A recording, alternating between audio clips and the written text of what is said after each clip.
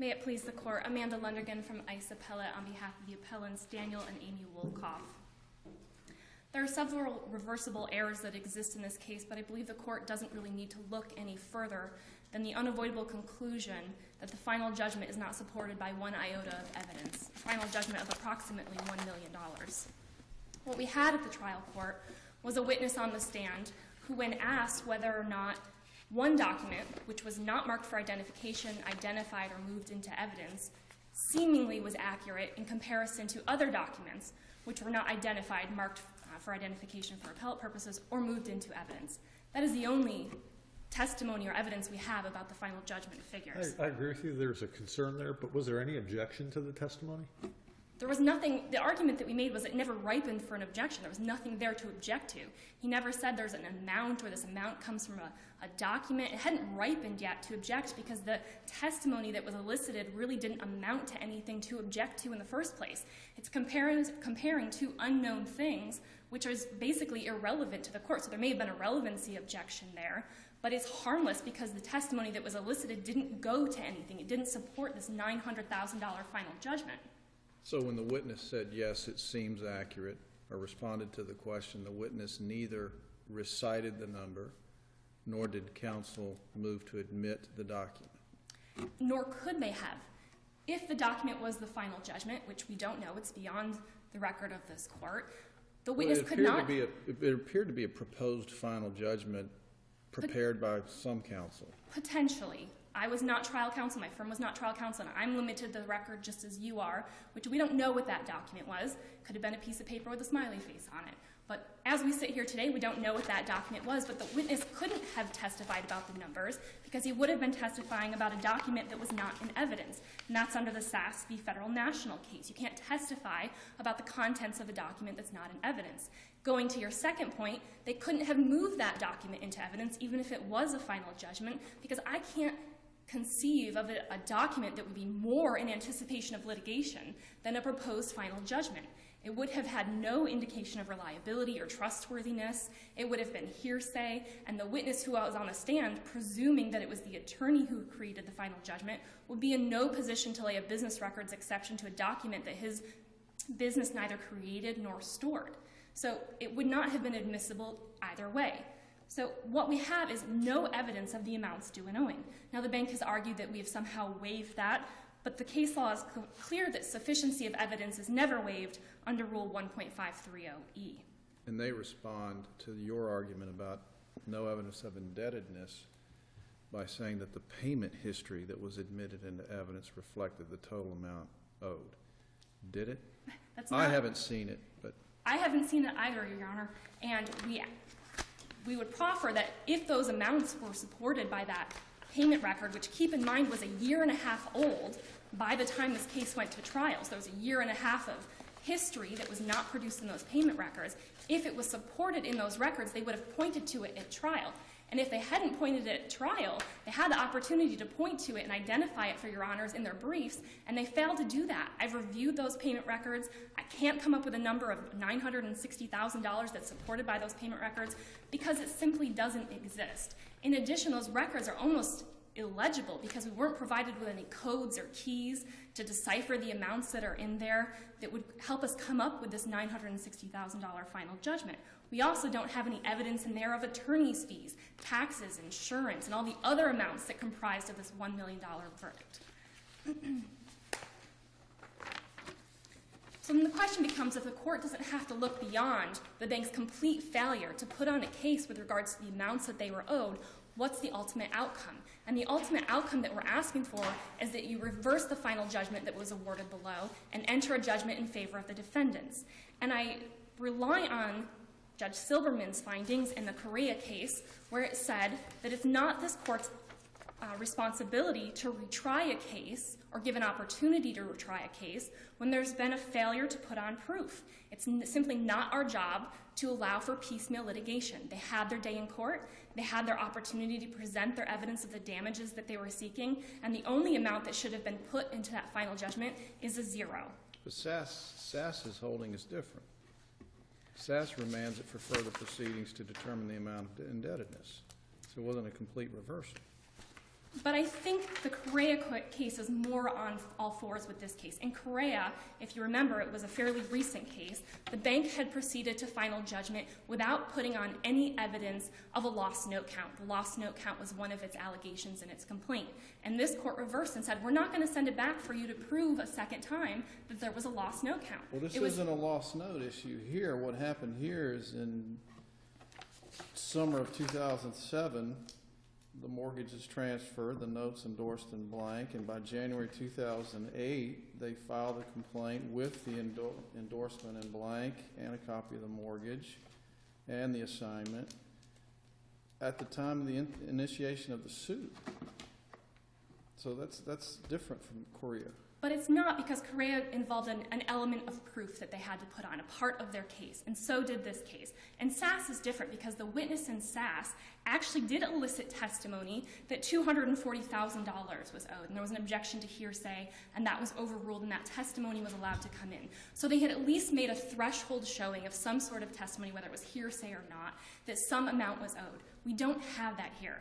The bank didn't make any effort to put on verbal testimony or documents to support one iota of that final judgment, and therefore they shouldn't get a mulligan or a do-over and be allowed to go back to the trial court and put on a second case or a third case every time the other party points out a flaw or a weakness in their case.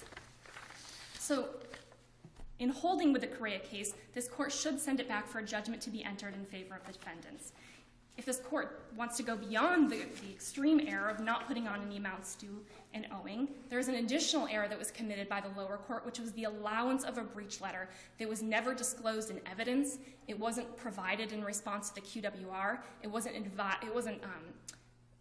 included on their pretrial witness and exhibit list, and it wasn't even brought forward to the court until the court departed from a position of neutrality after the plaintiff had rested its case. The defendant moved for involuntary dismissal and said, you didn't prove conditions precedent. That's an affirmative defense that we raised, and you didn't prove it because the only breach letter that you ever provided in discovery, the one that you included on your witness exhibit list, and the one that you proffered here today is dated 2 years after the filing of the complaint. And I think we would all agree that that is not compliance with paragraph 22. Well, by the time of the motion for involuntary dismissal, that's when it occurred, when the court allowed them to reopen the case and call Mr. Vent. Up to that point, what had transpired was Mr. Vent had testified that there were numerous letters of default sent to the Wolkoffs. The Wolkoffs testified and admitted to being in default, and they also admitted that someone was owed money, and they didn't recall receiving the breach letters. And then the Wolkoffs testified that they sent and received letters to the bank or the servicer to the same address and received responses. So why wasn't that within the trial court's discretion to allow Mr. Vent to come back and produce what he'd already testified about? Because it wasn't the bank who requested a continuance to go get those letters. The way that it arose, the plaintiff rested its case. The defendant moved for an involuntary dismissal on the grounds that they didn't prove compliance with paragraph 22, which was a condition precedent.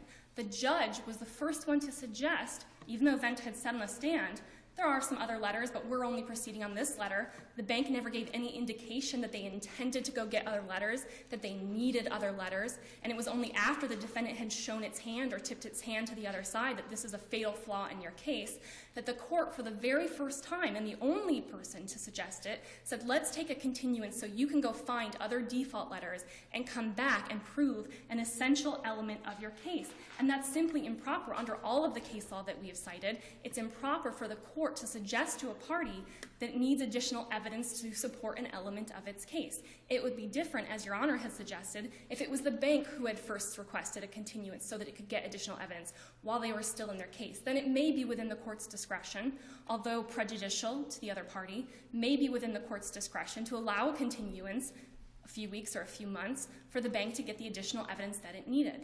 But it was not the court's duty, nor within the court's discretion, to suggest to the bank that I'm going to have to grant this motion for involuntary dismissal, and so you had better take a recess and go get the default letter that you need to prove your case. A default letter which you didn't bother to bring here today, even though the defendants raised it years ago in their answer and affirmative defenses, requested it in pretrial discovery, it was on their witness and exhibit list, it was an issue that was litigated the day of trial.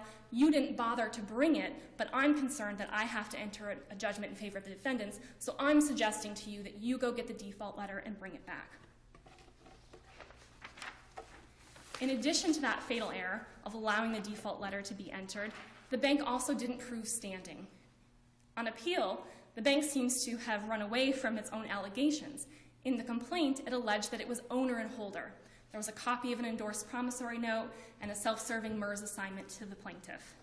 At trial, however, the plaintiff put on no evidence that it was the owner and holder. In fact, it contradicted its own allegations and for the very first time put on evidence and allegations that it was a separate entity that was the owner and holder, in fact, a trust that this loan had been transferred into years before the case was filed. If the bank were even going to proceed on just holder, which is contradictory to its own allegations, under McLean, it would have had to put on some sort of proof of when the endorsement was created and when the loan was transferred to it. Now, the bank wants you to believe that just because there was a blank endorsement on the original complaint, that somehow is proof that the bank had standing on the date the complaint was filed. That proves nothing. All it proves is at the time the complaint was filed, there existed a copy of an endorsement. At the bare minimum, it only makes it a bearer instrument, but a bearer instrument to whom? That could have been any person, any entity. What they had to do was go the extra step further of saying, we were in possession of the original promissory note at the time the complaint was filed. That was not part of their allegations. That was not the proof that they had put on the day of trial. And therefore, under McLean, even if you ignore the fact that they alleged owner and holder and put on no evidence of owner, they also put on no evidence of holder, because the only evidence they point to in their reply brief and the only evidence that's before this court is the fact that there was a copy of an endorsement attached to the complaint, and that doesn't get them where they need to go. Mr. Vint testified the endorsement was in blank and that the mortgage was transferred to AHMS June 2007, or the note was transferred to them June 2007. Mortgages was assigned January 2008, all occurring before the complaints filed. The note, endorsed in blank, is attached to the complaint. Can't you presume that they're the holder and owner of the note when it's filed at that time? Unlike the Gonzalez case, when it's filed afterwards and it has no date on it. That's insufficient. But here, they have a blank endorsed note filed with their complaint with the allegation, we own and hold the note. They can always plead in the alternative, too, as to a lost note claim. They do that all the time. I disagree about Mr. Vent's testimony. What Mr. Vent testified was that the owner of the note was not the plaintiff, but a trust, a separate trust, which they never brought forth any proof that they had authority on behalf of that trust. But they, as the servicer of the loan, in possession, have equitable title to it. There may have been some hearsay testimony that they were the servicer, but no servicing agreement was presented. Let's get back. It's the note that's endorsed in blank. It's attached with the complaint. Correct. What else is needed? If it's a blank endorsement, it's bare paper. If a stranger walking down the street picks it up, they can file their complaint and attach it. What else is needed? But bare paper to whom? The party who's in possession. That's what bare paper means. If I give you a dollar bill, have I got to say that this has got my name on it? But bare paper is only enforceable by the party who is in possession of it. There was no evidence that they were in possession of it prior to the complaint being filed. When they filed, the day they filed the very split second they filed the complaint, they had to have possession or they couldn't attach it. And if they had it at the split second they filed it, what else is needed? I disagree, because their original complaint alleged lost note count, which contradicts your allegations or assumptions that they were in possession. Did they file it with their complaint? They filed a copy. They did not file the original until years after the litigation had started. They didn't file the original? They did not file the original with the complaint that was filed. It was not until years later that the original was filed. So those two facts go against their own allegations, and there was no evidence at trial that they were in possession. They did file a count for a lost note? Yes, the original complaint contained a count for lost note, which goes against any allegations that they were in possession. The evidence that they file a copy at the time they filed the complaint, how can you say they don't have it? Because a copy isn't enforceable. They have to show they had the original. So they have to testify at trial via an assignment, which was not introduced at trial, a purchase and sale agreement. They don't have to have an assignment if it's endorsed in blank. But they have to have some evidence of possession, physical possession of an endorsed note at the time of the filing. So I'm giving examples of things that would show that. An assignment would show that. A purchase and sale agreement would show that. A pooling and servicing agreement may show that. Some sort of internal record showing when they received Would it. some testimony that at the time we filed it, we had it, we may have lost it afterwards, but at the time we filed it, we had it. If that testimony was supported by admissible documents, business records. Well, but wait a minute, how can you have admissible documents of what, I say I had it, when we got ready to file the complaint, we'd misplaced it, so we've asked for the lost note, but then we found it and we filed it. They're going to have some testimony that they were either in possession before the complaint was filed, it was lost and then found, or it was never lost in the first place. Did he testified that he had it before he filed the complaint? I disagree that that was his testimony. In Okay. fact, what his testimony said was, we weren't in possession, this was transferred into a trust, whom we serviced this loan on behalf of. The trust was in possession of those documents. Now, there was never any testimony or documents introduced into evidence establishing some sort of servicing relationship between that party and the purported owner, nor were those the allegations. That's not required if you have testimony that you're the holder of the note. But that wasn't their allegations. Their allegations were we were the owner and holder of the note. They never proved You can owner. plead in the alternative. It wasn't in the alternative. It wasn't an and/or type of situation. It was we are the owner and holder of this note. And so they didn't prove that. They didn't prove that they're the owner. They didn't prove that they're the holder. And the only evidence they did submit was that somebody else was, and we don't have any sort of relationship with them that they proved. Did you want to save any time for the? Yes, I do. Thank you. You still got 4 minutes.